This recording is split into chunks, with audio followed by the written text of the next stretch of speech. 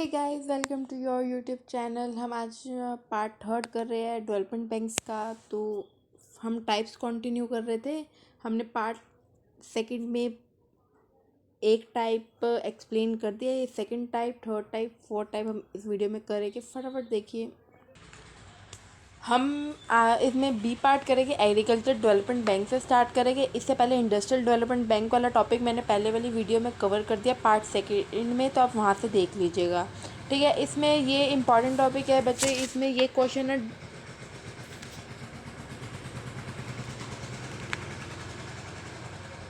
ये question directly पूछा भी हुआ है एग्ज़ाम में कि एग्रीकल्चर डेवलपमेंट बैंक एक्सप्लेन करो।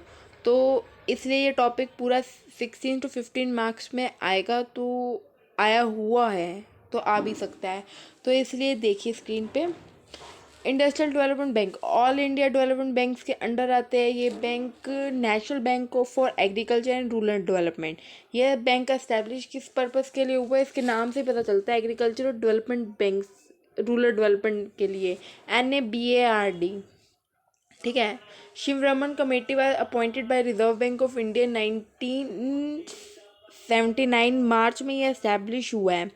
और मैंने आपको इम्पॉर्टेंट चीज़ें ये भी है बच्चों की, आपको ये इस्टेब्लिश कब हुआ है, किसने इस्टेब्लिश किया है, और क्या कहते हैं इसके फंक्शन या ऑब्जेक्टिव।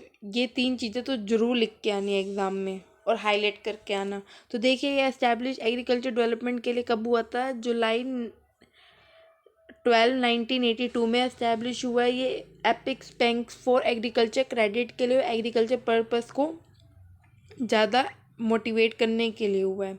और ये important role in agriculture development banks के लिए किया जाता है। ये इसका सीधा नाम से ही पता चलता है बच्चों, ये रूरल एरिया जो होते हैं ना, और एग्रीकल्चर को मोटिवेट करने के लिए, उनके लिए नई नई फैसिलिटीज़, टेक्नोलॉजी लाने के लिए, उनको मोटिवेट करने के लिए तुम ऐसे एग्रीकल्चर में चेंजेस करो जिससे फसलें और अच्छी ग्रो और ज़्यादा हो। ठीक है। इसका फंक्शन नंबर सेकंड है rural planning and credit sale. Rural की प्लानिंग करने, रूरल एरिया के, उनके लिए ना वहाँ पे उनके एरिया में ही ना कोई बैंक यही एस्टैब्लिश कर दो, ताकि वो जाके ना इजीली अपनी प्रॉब्लम बता पाए। क्योंकि इस एरिया के लोग ने सोचते हैं कि नहीं, क्या करना है बैंक जाके, इतनी दूर जाके टाइम वेस्ट करना। तो वो उनके लिए उसी एरिया में सेल्स एस्टैब्लिश करते हैं, उनके लिए प्लानिंग करते हैं, उनको कैसे गाइड करे, उनको कैसे मोटिवेट करे कि नहीं, तुम्हारे पास अगर पैसा नहीं है तो लोन लो, बैंक्स है वहाँ पे तुम अपनी हेल्प लो और अपने अपने बिजनेस को आगे बढ़ाओ। कैपिटल कितनी? 4 करोड़। इस बैंक में कितनी सब्सक्राइब और पेड अप कैपिटल है? 4 करोड़ कंट्रीब्यूट किया है किसने? सेंट्रल बैंक ने और रिजर्व बैंक ने इस बैंक में अपना पैसा लगाया है, इतना। और ये मैनेज किसके? मैनेजमेंट एंड ऑर्गेनाइजेशन इसमें कौन है? इसमें 15 बोर्ड मेंबर हैं, डायरेक्टर्स है, चेयरमैन हो गए, बाकी मैनेजिंग डायरेक्टर, 2 एक्सपर्ट हो गए। इसमें एक्सपर्ट की तो रिक्वायरमेंट है ही, क्योंकि उनको गाइड करना, उसको प्लानिंग करने के लिए तो ये तो चाहिए ही ना, एक्सपर्ट जो उनको बेस्ट एडवाइस कर पाए, ताकि लोगों को इस चीज़ का बहुत फ़ायदा हो। इसमें फंक्शंस क्या है? फॉरेन हेल्प हो, इंस्टीट्यूशन रूरल क्रेडिट हो, प्रोडक्शन क्रेडिट हो, इंस्पेक्शन हो, टाइम टाइम इंस्पेक्शन कर पाए। और इसमें एजेंट भी इन्वॉल्व होते हैं गवर्नमेंट के, क्योंकि ये गवर्नमेंट बैंक है, ताकि वो नज़र रख पाए कि सही जगह पैसा दे रहे हैं कि नहीं दे रहे। ठीक है। इसमें आता है सेकंड बैंक। जितना मैंने पढ़ा है सफिशिएंट है, इतना ही लिखा होगी, और इसको थोड़ा एक्सप्लेन अपनी लैंग्वेज में और कराना सफिशिएंट है। इससे ज़्यादा आपको पढ़ने की ज़रूरत नहीं है। ठीक है। अचीवमेंट एक बार जस्ट रीड,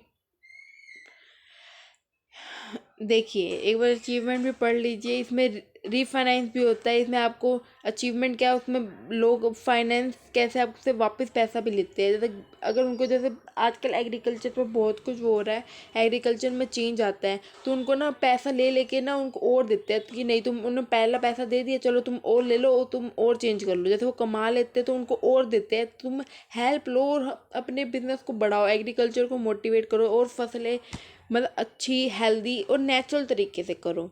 ऐसे ग्रीन हाउस इफेक्ट जो आपने 4th-5th क्लास में भी पढ़ा होगा आपकी बुक्स में कि ग्रीन हाउस इफेक्ट की टेक्नोलॉजी इंडिया में भी आ चुकी है एट प्रेजेंट। किसान क्रेडिट कार्ड स्कीम, किसानों के लिए क्रेडिट कार्ड भी बन चुके हैं। माइक्रो फाइनेंस इनोवेशन भी हुई है, डेवलपमेंट उनकी कंपनीज भी सेट हुई है कि नहीं तुम ऐसे ऐसे लो और ये टेक्नोलॉजी और तुम्हें पढ़ाया भी जाएगा, प्लानिंग सिखाया भी जाएगा, यहाँ पे तुम अडॉप्ट तो करो। ठीक है। Central cooperative banks, these bank were establish to the cooperative society 1912 में एस्टेब्लिश हुए थे। Establish provide finance institution and primary cooperative society, ये सिर्फ प्राइमरी कोऑपरेटिव सोसाइटी की हेल्प के लिए मेन सेंट्रल बैंक वो हुए हैं। इसके फीचर्स क्या क्या है देखिए।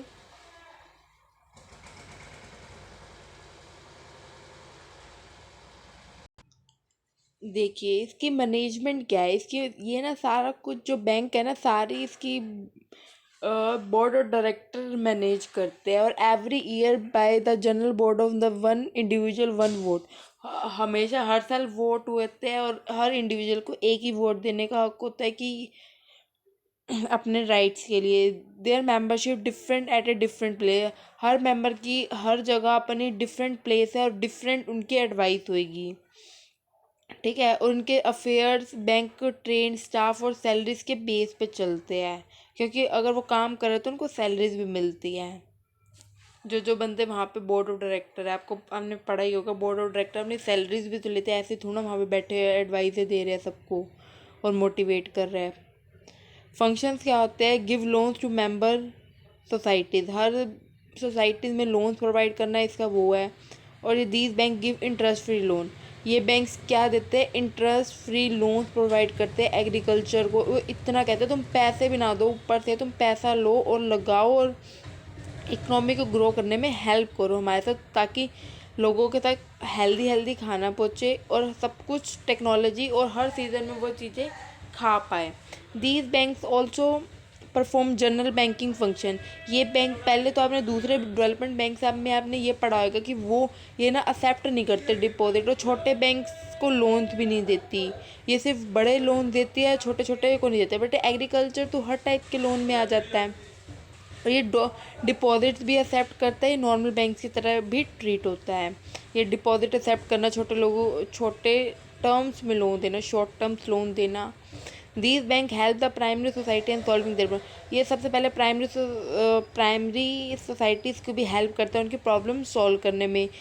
These bank maintain a balance among various primary society, ये उनके बैलेंस भी करता है, उनको बैंक्स में रखने के लिए हेल्प करता है। इसमें कैपिटल कौन सी लगती है, share capital, deposit, reserve funds और लोन्स। ठीक है। ये लोन्स सोसाइटीज़ को भी देता है और इंडिविजुअल को भी लोन प्रोवाइड करता है। और अब इसमें नेक्स्ट आता है स्टेट लेवल पे, पहले तो हमने ऑल ओवर पढ़ा, अब इसमें स्टेट लेवल पढ़ा। स्टेट कोऑपरेटिव एग्रीकल्चर और डेवलपमेंट बैंक, मतलब स्टेट लेवल पे अब एग्रीकल्चर बैंक्स को वो देना, पहले हम तो लोकल उस पर पढ़ा, अब स्टेट लेवल पे पढ़ते हैं, फिर लोकल डेवलपमेंट बैंक्स पढ़ेंगे। ठीक है।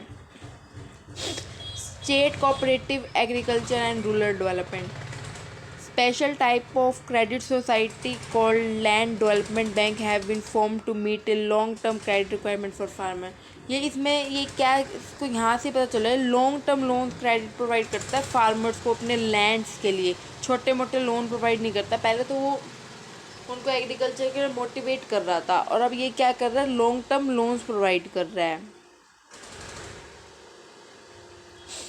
ताकि उनकी लॉन्ग टर्म की रिक्वायरमेंट पूरी हो पाए। This bank is known as state cooperative agriculture, ये स्टेट कोऑपरेटिव बैंक और एग्रीकल्चर डेवलपमेंट बैंक है, ये अनडिवाइडेड पंजाब में है और इसके real state correspond of to the year 1929 में हुआ था। ये मद्रास में फर्स्ट टाइम ओपन हुआ था, फर्स्ट बैंक कहाँ पे, एक मद्रास में भी ये बैंक है। और ये 2 टाइप्स के बैंक्स है, प्राइमरी सेंट्रल बैंक और primary cooperative agriculture development bank. इसके लिए बस इतना ही है, ज़्यादा कुछ खास नहीं है। लॉन्ग टर्म लोन प्रोवाइड करता है, क्या क्या पढ़ना है इसमें, लॉन्ग टर्म लोन प्रोवाइड करता है। अनडिवाइडेड पंजाब में है इसका, और एक मद्रास में भी है। और 1929 में इसका स्टार्ट हुआ था, कोरेस्पोंडेंस स्टार्ट कब हुआ था, 1929 में। और इसमें 2 टाइप्स के बैंक है। ये इतना इंपॉर्टेंट टॉपिक नहीं है और ये आएगा भी नहीं। थर्ड है local development bank, primary cooperative agriculture और रूरल डेवलपमेंट। मैंने अभी आपको कहा आएगा नहीं, बट ये एग्रीकल्चर का एक टॉपिक आया, उसमें छोटा सा टॉपिक है, वैसे डायरेक्टली नहीं पूछा जाएगा, लेकिन अगर एग्रीकल्चर का टॉपिक आएगा तो वहाँ पे आपको एक्सप्लेन करना पड़ेगा। Primary cooperative agriculture and rural development, इसके फंक्शन क्या है, these bank give a special type of loans again the mortgage two of a fix capital. ये आपको क्या, फिक्स कैपिटल, फिक्स एसेट के लिए लोन प्रोवाइड करता है, ओल्ड डेब्ट्स को रिपेमेंट करने के लिए भी लोन प्रोवाइड करता है। और इसका ड्यूरेशन लोन का कितने साल तक होता है, 20 साल, 20 साल तक का इसका ड्यूरेशन होता है, आपको लोन प्रोवाइड करना है। इसमें मेंबर्स कौन कौन हो सकते हैं, इंडिविजुअल भी हो सकता है, कोई कोऑपरेटिव सोसाइटी भी हो सकती है।